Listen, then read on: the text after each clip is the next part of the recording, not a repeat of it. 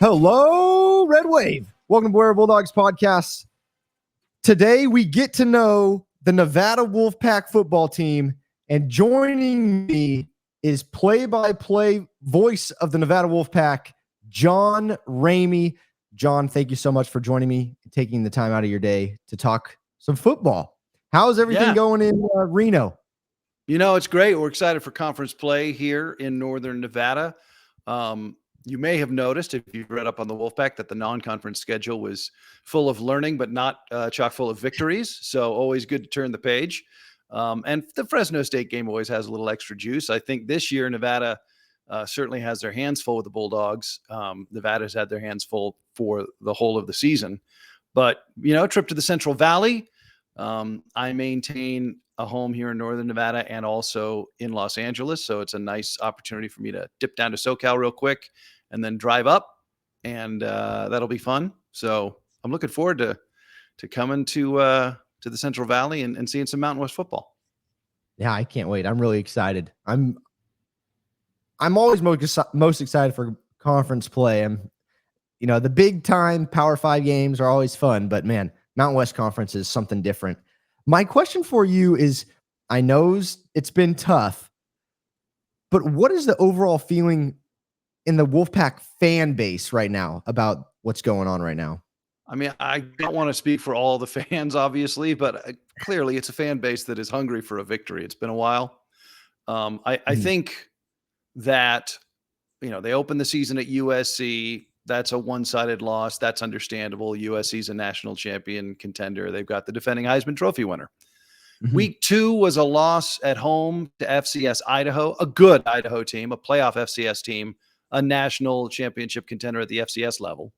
But it was 33-6 at home to a lower division school, and that was a bit of the alarm bells sounded at that point. But since week 2, there has been progress made, and I think the fans can see that. They were tied at halftime with an unbeaten Kansas team and lost by 7. They had the ball driving for a potential winning score in the final minute of regulation when they ran out of downs. And then last week, they actually built a 17-0 lead at halftime on the road at Texas State. They were unable to close the deal, ended up losing 35-24. But there are these green shoots, these flashes of promise that seem to be growing. Of course, it's a 60-minute game. And so I think there is a legitimately optimistic lens you can bring to the arc of Nevada football this season, despite 4 second-place finishes. But certainly the fans, the program, everybody is excited for a win. It may not be this week against a very tough Bulldogs team, but as you mentioned, it's conference play, so anything can happen. Yeah, I'm one of those people. I'm very optimistic about Nevada football right now.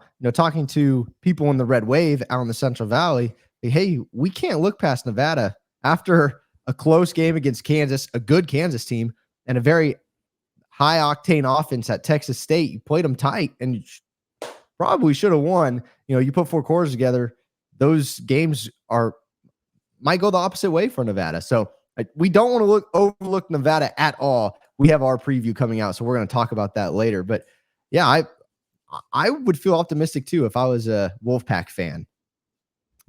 Yeah, I think, again, you look at the upper echelon of the conference, right? I don't think Nevada's going to rack up wins against Fresno State, or if they played Air Force this year, for example. I don't think those would be the games you're bullish about. After Fresno State comes a bye and then a home game against UNLV, the great rival, in the Fremont Cannon game. Now, UNLV appears to be improved, but one would like to think if Nevada can continue their positive trajectory they've had over the last 2 weeks, another competitive effort at Fresno State, and then the bye week, maybe you get into that back end of the regular season and you've got some experience, you have a little bit more of an identity, and you clean up some of the rough spots. So, you don't play Kansas tough. You don't open up a 17-0 lead at Texas State without doing some things right. Right. Just as you don't manage to lose those games without doing some things wrong. But these are correctable elements, and it's just a question of how quickly and how efficiently can Nevada eliminate errors and inconsistent play that have cost them games when the affair has been in the balance. Yeah, it's going to be a fun game. Let's get into getting to know Nevada a little bit more so that the Bulldog fans listening, oh, who knows, maybe some Reno fans are out there listening as well. But what about the Wolfpack has shows some promise? So some team strengths that we should all be aware of. That could be players, that could be play calling. What would you say are the team strengths? Quarterback, two good ones, two new ones. Brendan Lewis is the starter, transfer from Colorado, where he was the starter for the entire 2021 season. Right now, on average, he is accounting through passing and rushing for 58% of Nevada's total yardage per game. He has not thrown a touchdown pass this year, but he has rushed for 2, and he has been Nevada's leading rusher in each of the last 2 games. He has ability to extend plays and then make throws. He has the ability to extend plays and then scamper for first downs. He has not been greatly helped with consistency at the wide receiver core or in the running game, apart from his own scrambling abilities, but he has been very effective and is now a proven playmaker. And to my mind and to the statistics, the most consistent playmaker on the Nevada offense. But he has also taken some licks. He has gotten hit hard because he's been running around a lot. And a redshirt freshman named AJ Bianco has capably served as his backup. He actually has the only Nevada touchdown pass of the season. That was a 77-yarder in the second half at USC. And Bianco rushed for the final touchdown Nevada scored in the second half at Texas State last week. He's a redshirt freshman from Hawaii. His parents actually lost their home in the tragic fires in Maui. Bianco is greatly heralded by the coaching staff as somebody who is confident and poised and commands the huddle well beyond his years.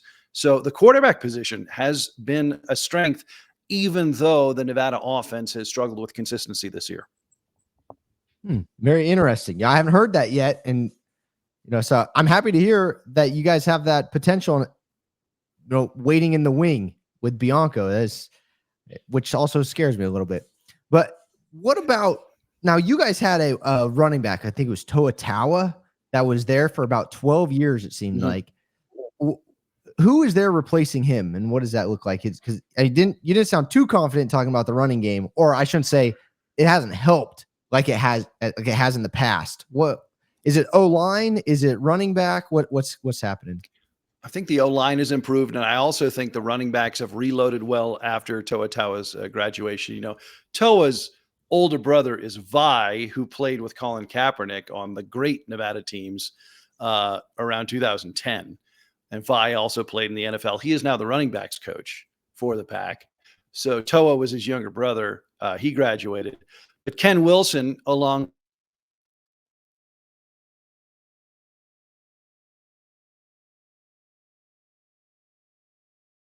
added Ashton Hayes from Cal and Sean Dahl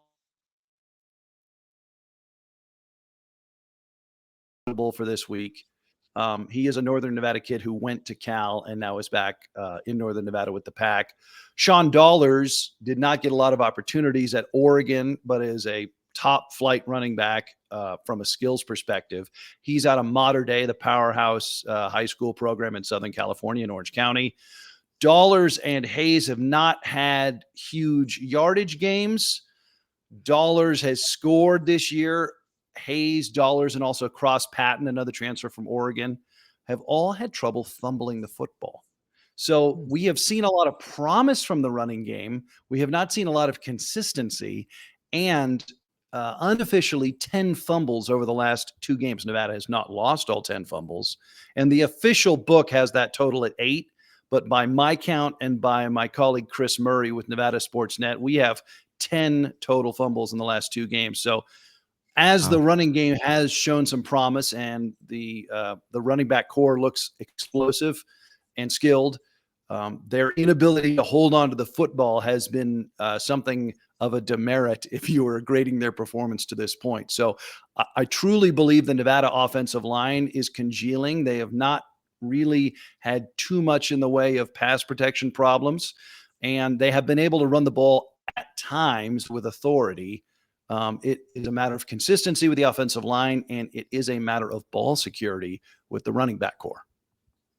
Okay. Well, very interesting. It'll be interesting to see if the 8 turnovers defense from Arizona State shows up. Well, Fresno State. I know the Nevada fans are a little freaked out about that, right? Because Nevada's had a hard time hanging on to the ball lately, and Fresno State is like a vacuum. They yank the ball out of the other team's hands. Right. What about on the other side of the ball? Where would you say the strength is on the defense? Experience in the secondary. Imani Johnson is the team's leading tackler. He wears number 5. He's in his 6th season. He's a COVID plus a redshirt year. He's like toe. It feels like he's been in this.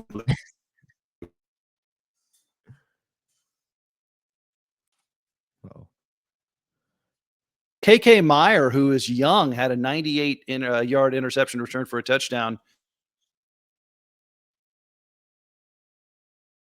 Playing well, and there is experience in that defensive backfield. I would say that is a strength. The linebacking core, too, Jackson LeDuc, a Northern Nevada kid who has transferred back from Oregon to Nevada. And he had played for Ken Wilson, Pac head coach, when he was on the Nevada defensive coaching staff as co-coordinator with the Ducks. So Jackson LeDuc, big transfer pickup on the defensive side, where 42 plays linebacker. And then last year, 32, Drew Watts, as a freshman, was an outstanding player at linebacker, and he's preseason all conference. Now as a sophomore, he's got a takeaway in 5 consecutive games, actually, going back to the regular season finale last year. So 32 and 42 in the linebacking core, and 5, Imani Johnson in the secondary would be the numbers to look at with regard to strengths on the defense. Okay. And now can we talk weaknesses on the defense? Yeah. Where do you see the weaknesses coming about? Because I have a stat for you. Stand by. Hold on. Let me get my chart here. I also write a weekly column every Monday on Nevada Sportsnet. And in that I assess, the week before. And I wrote, I think after the Kansas game, the defense has a harrowing tendency, just absolutely terrifying kind of knack for giving up a huge play for the first time at the worst moment, right? They'll have a great half where they will shut out Texas State, or they'll keep a really high-powered Kansas offense to like 1 touchdown in the first half. And then in the second half, they'll give up like 60 yards in 2 plays, right? There is a, was it like Jenga, like the game? Like there's just the one moment where there's a big kind of either blown assignment, or somehow the opposition gets a big play that is pivotal, and it tends to come when the game is in the balance, at least through the first 4 games. And just statistically, right? The defense is serving to opponents on average 41 points a game. They are giving up 534 yards a game to the opponent, total yardage. So those are not sustainable metrics. Those are not winning metrics, especially when you combine that with the inconsistency of the Nevada offense. So those are the concerns about the defense. The ability to string together, and you could say this about the offense too, the ability to string together 60 minutes of consistent football without the catastrophic misplay. What would you say is causing that? Is it new players and new positions? What do you think that is? Ken Wilson says it's a lot to do with eye discipline. And I think that has to do with the fact that there are some younger players at all 3 levels of the defense, on the defensive line and in the backfield in particular. The linebacking core is probably the most consistent unit in the defense. But he talks about eye discipline, and having, not coached defensive football at the level Ken Wilson has. The way he explains it is, before every snap, each of the 11 guys has to have an assignment, and their eyes have to be on their assignment, and they can't get distracted or start trying to do something else, right? Do your job, the great Belichickian mantra, right? So I think there is just an experience and a trust gap that can only be hard won through minutes played in game action. And so I think that has been at least as Ken Wilson has identified it, the biggest challenge for the defense and their consistency. Okay. Oh, very interesting. I'm going to change the topic a little bit, and you can Please. have fun with this one. Where do you see the Nevada Wolfpack taking advantage of the Bulldogs? So if I were to tell you on Sunday that Nevada won, how did they win? Well, they managed.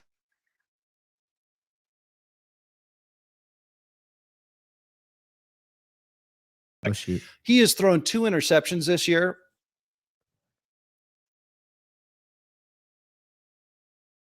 His Colorado career, he threw at least 30 some odd attempts this year before his first interception.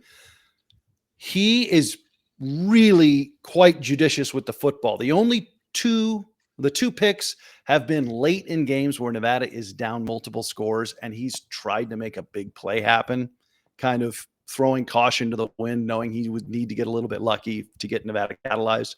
So I've yet to see him actually make a bad read and a bad throw with regard to interceptions. Who was this, Sean? It cut out when you said the name. Oh, Brendan Lewis. Okay. Starting quarterback. Okay. He just tends to be pretty judicious with the football. So I would say he has a clean game. I would say Nevada rushes the football for 170 yards. You know, they've done 150 in a game this year. Mm-hmm.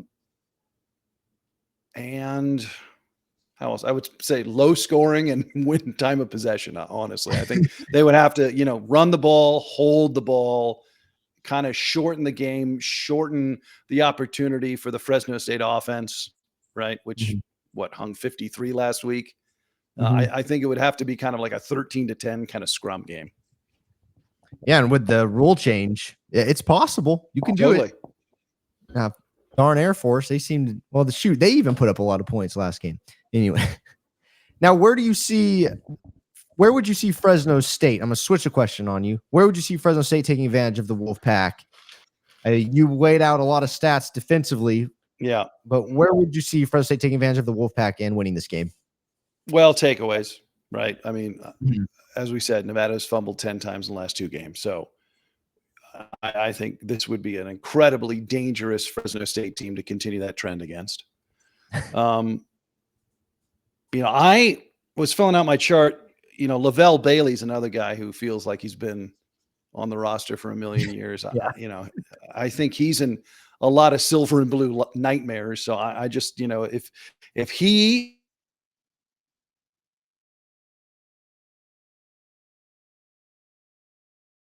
snap that.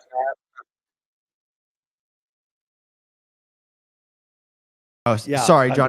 It cut out for a second after you talked about Lavelle Bailey. Oh, if he cannot be on the ball every play, I think that would be.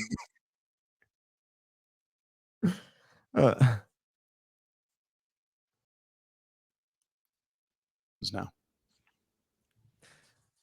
Shoot. Okay. I think we're having a little bit of internet interference going on. It's never good. But I caught what you said about Lavelle Bailey there. Now, am I going to get you in trouble for predictions? What can you say about the end of the game and how you think this is going to go? Well, let me just sorry, I got my charts here. I'm cheating. No, that's good. You guys give up 19. Fresno State gives up 19 points a game on average defensively. I would say, and Nevada's averaging 17 points a game on offense. I mean, I think Nevada's going to score about 17 points in this game, just like they did last week. And I think if that happens, Fresno State certainly has the firepower to win the game. Now, if Nevada suddenly shakes off the doldrums and hangs 35 on the board, then it's a different deal. But until the Pack proves they can do that, I think 38-17, 35-17 will probably be, what I would anticipate. Right. Oh, one thing we didn't touch on was special teams. What should we expect from Wolfpack special teams? It's a bright spot. Brandon Talton, who already is the all-time Mountain West field goal leader, last week kicked a field goal, his 72nd career-made field goal at Nevada, tying him for first in program history with the great Marty Zendejas. So Brandon Talton, who is 72 of 91 in his career, if I have that note right here. 72, yeah, something like that. My chart's upside down. Sorry. That one's upside down. But, or 72 and 91. So, yeah, the place kicking unit has been elite ever since Tolton's legendary debut with the Pack as a walk-on freshman and hit a 56-yarder as time expired to beat Purdue back in 2019. So, he has had an absolutely legendary career, and it continues for the Pack. So, yeah, Brandon Tolton, 43, Vacaville guy. So he can break the record. Yeah, he can become the all-time Nevada field goal leader this Saturday. Wow. All right. Well, good for him. And I know Fresno State has been consistent, but there's been some question marks on special teams in the past. So we like to talk special teams here as well. So thank you for letting us know.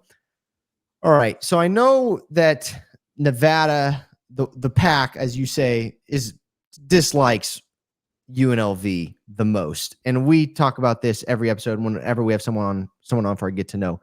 But if John Ramey were to pick a team, it doesn't have to be UNLV, it could be whoever, that he dislikes the most. And we say in the college football world, hate. You could say hate in the college football world. It's fine. If John Ramey was to pick one of those teams, you don't have to if you don't want to. But if you were to pick one, which team would it be? Well, I should say this, I'm a journalist. I don't hate anybody. I root for everybody's individual success. But my broadcast partner, Mike Edwards, is a Nevada alum and in the Hall of Fame.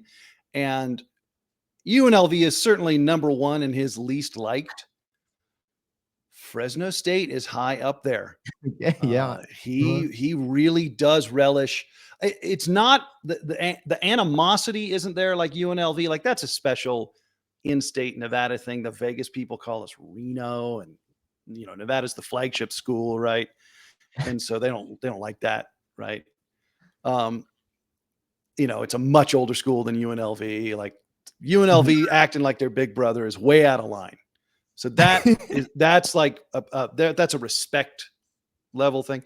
With Fresno State, it is it's a respectful hatred, I would say. Right. There is just, and I think the color red has something to do with it. Right. I suspect, given in a given year, Fresno State and Boise State vie for number 2 in the least liked by Wolfpack fans with regard to football. But yeah, I think Fresno State this year being 4-0 makes that they're definitely, there's more to dislike than Boise State so far. Right. Yeah, we have a target on our back now. Being AP poll ranked us 4-0. We're already disliked by most fan bases. So there you go.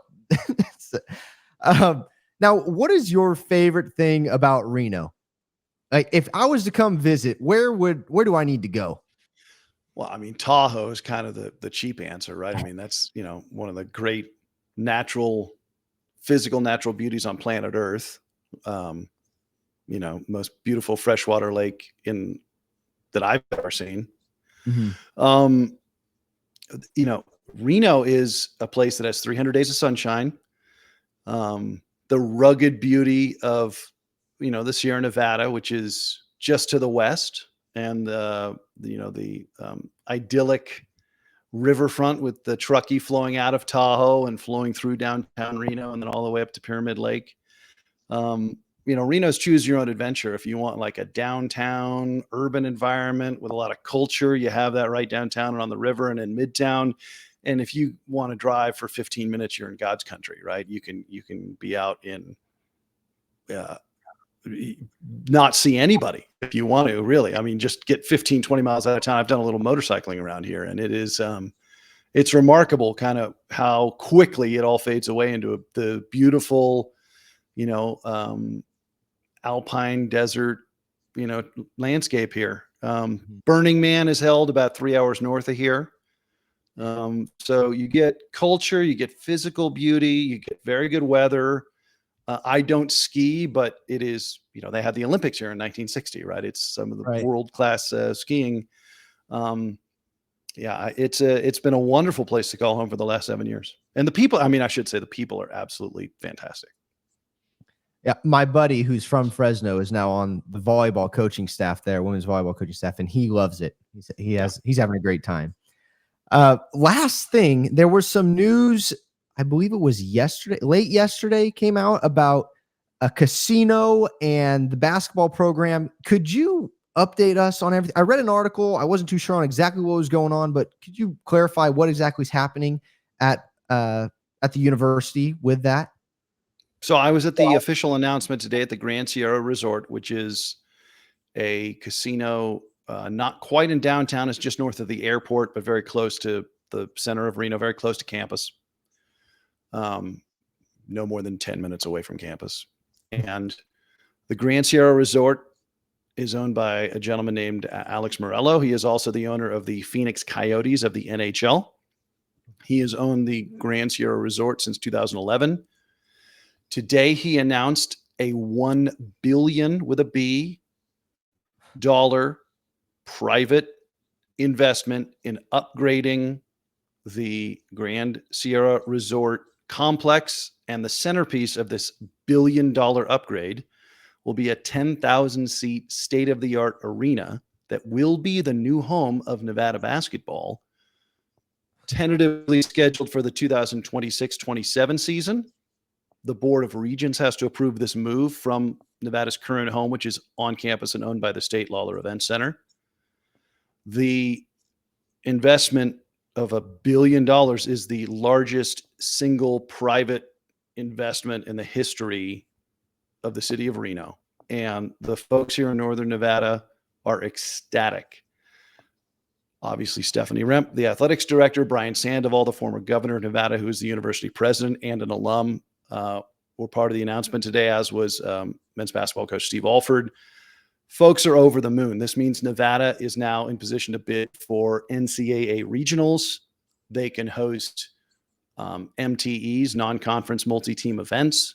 This state-of-the-art arena will hope to draw A-list talent. They had in the deck showing the renderings, right, like a Taylor Swift concert as the hypothetical, right? I mean, this is what they're thinking. So this is going to be state-of-the-art. Really, in the West, it'll be, like, I'm trying to think of the Chase Center in San Francisco and whatever they call Staples now in Los Angeles. And, if you're thinking about arenas like, T-Mobile in Vegas, but it'll be in that tier. That's the point of this. And so it's a tremendous recruiting tool. It is a tremendous step up in just the value of what Nevada basketball has to offer for student athletes, NIL. I mean, just on and on and on. And it's totally private. It is a partnership with the university and the GSR, but there's no public money involved. So it is really an incredible thing that Alex Morello has decided to do here in Northern Nevada. I saw the renderings are beautiful. Staggering. Oh my gosh. Yeah. Jaw dropping. Now, is there any reason that the Board of Regents would say no to this, or is this all pretty much a done deal? I must admit, I am not up to speed on University of Nevada Board of Regents politics. This, based on everything I've seen about this plan and this new arena, I can't imagine the university board in good faith could find a problem with Nevada being the primary tenant of this as yet unbuilt arena. Right. But that's idle speculation. I am not an expert on the board. Right. Well, I'm going to, in good faith, I believe you that I'm glad I've convinced you. No, I think it's a great step for Mountain West. If it's this conference madness, hopefully it's Mountain West can survive or at least join another one all together. I think it's a great step for the University of Nevada. I think it's so cool. And if people haven't seen the renderings, they should go check out the pictures and the videos. Oh man, it's unbelievable. John, thank you very much. Are you making the trip down Saturday? Oh yeah. I'll be there Friday night. Okay. Well, have fun. Make sure, I'm sure they'll treat you kindly. Let me know if you need anything. We'll be there. I'll bring it to you. And I appreciate your time and good luck to you guys. I hope you get your first win next week. Thank you. It'll be a bye, so it'll be tough. Dude. But I appreciate the sentiment. Yeah. Well, And just John, remember, thank you. Caleb, no matter what the team's record is, the broadcast crew remains undefeated. I love it. I love it. Thanks, John. Appreciate it.